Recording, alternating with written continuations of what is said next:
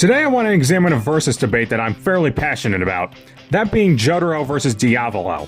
This is one of the more popular versus debates in JoJo. In fact, it might just be the single most popular one. Well, unless Jotaro versus Pucci picks back up in popularity again. Jotaro versus Diavolo is so hotly debated because there's no agreed upon winner, believe it or not. With something like Jotaro versus Pucci or Omnivan versus Superman even, there is a clear community consensus for who wins those. The fandom seems to be split on this one though.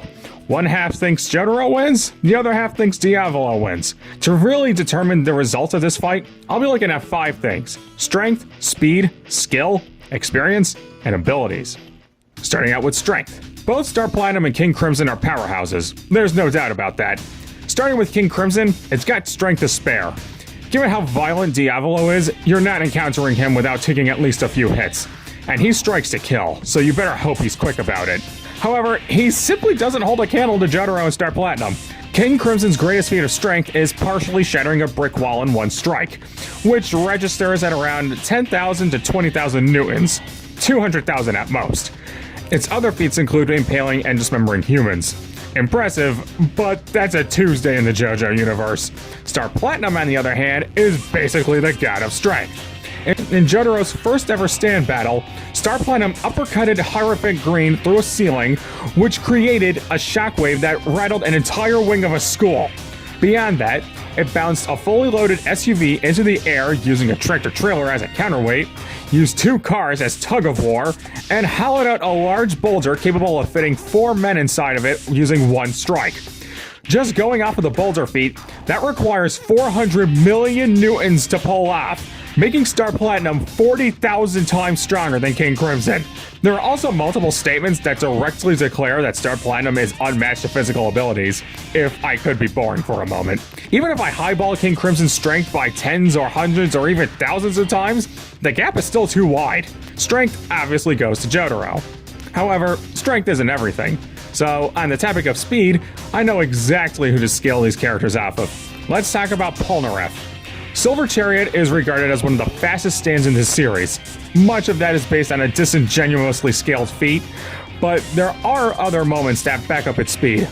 Jotaro and Polnareff's only fight was during the Anubis arc, where Jotaro had to fight Silver Chariot while it was possessed by the Anubis stand, which constantly adapts to your moves the longer you fight it. Anubis had already adapted to everything in Polnareff's toolkit, meaning this fight wasn't going to be easy. Star Platinum managed to parry both Silver Chariot and Anubis' attacks for a minute straight, the former of which had a layer of armor removed, which makes it faster. Don't count Diavolo out though. King Crimson outpacing and decimating Silver Chariot in base form is something that only a robust power user could do. Both stands have to exceed the speed of light based on these evaluations, but the edge goes to Jotaro due to the Maiden Heaven battle. Just as a refresher, Star Platinum nearly tagged Pucci under the effects of accelerated time in an environment where Jotaro was at a disadvantage. Do you know how fast you have to be going in order to just barely miss someone with infinite speed? Very fast, that's all I could say. Now on to skill. Jotaro excels in close quarters combat. He loves to fight, and his ability to use projectiles in later parts to compensate for Star Platinum's short range proves how adaptable and a brilliant tactician he truly is. Diavolo, on the other hand, treats CQC as a last resort, and generally prefers to ambush his enemies before they can get the drop on him. He also can be pretty crafty, but he has very few moments of genuine brilliance. That said, he knows the extent of his stand and how to use King Crimson's abilities to frightening effect. Quantifiably, Jotaro is more skilled, but both are stand masters. I'm going to be fair here and say that they're equals in skill, albeit for different reasons. However, while these two may be equals in skill, that certainly is not the case for experience. Jotaro has spent years battling stand users, pushing his limits and overcoming some of the craziest bullshit ever.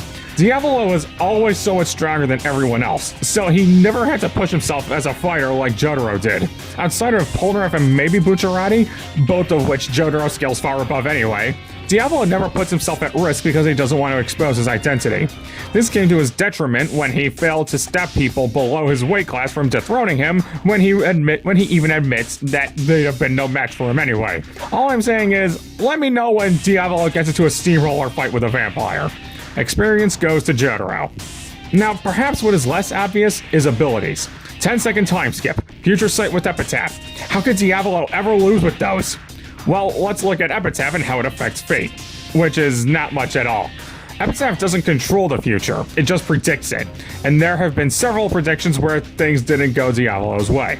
He's also prone to misinterpreting the predictions, like when he believed the arrow would reject Giorno. Even if Diavolo predicts Jotaro's movements, Star Platinum is just so far above King Crimson, he would just be seeing his ass get beaten every single time, so it wouldn't do any good. Jotaro only has Time Stab, but it's the exact thing he needs to pin Diavolo down and then give him the good old business. And to answer the question about skipping a Time Stab, not only is Diavolo unable to interact with anything during a race time, though King Crimson is strong and fast enough to get around that limitation, Time Skip requires existing time to act as a launch point. He can't just create packets of erased time from nowhere.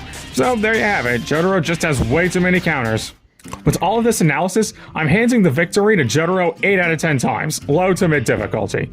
The only way I can honestly see Diavolo winning those other 2 times is if he just ambushes Jotaro instantly, or if these two were totally even. But those scenarios just aren't likely. Diavolo wins in silent assassination, but Jotaro wins just about everywhere else. But what do you guys think? Keep that discussion going in the comments, and if you'd like me to do more versus battle discussions, just say so. Support my Ko-Fi if you're feeling generous, and be sure to tune in next time. This is Nihilistic Snake slithering out of here.